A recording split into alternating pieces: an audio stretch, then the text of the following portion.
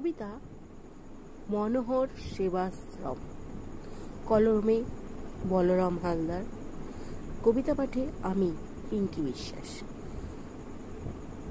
আজ ভীষণ খুশি, চাঁদ ঘরবাসী, মোদের বৃন্দাবনে বার্ষিক এই মহাযজ্ঞে। মনোহর সেবাশ্রমে রাধা গোবিন্দের মন্দিরে তো ভক্তের আনাগোনা, কর্মযোগে ঘর্ম ঝাড়ানো, সনাতনী ঐক্য চেতনা। বিশাল এক কর্মযজ্ঞে একমাত্র ভিক্ষাই সম্বল, সমাজের কিছু সহৃদয় ব্যক্তির কঠোর শ্রমের ফল।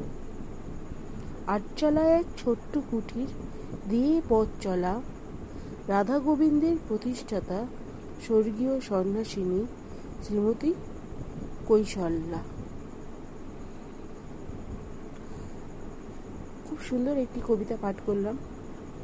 দাদাভাইয়ের সেবাশ্রম বা যে সন্ন্যাস জীবনের ওপর নিয়ে লেখা এইরকম একটি কবিতা, যা খুবই সুন্দর, খুব সুন্দর হয়েছে দাদাভাই লেখাটাই।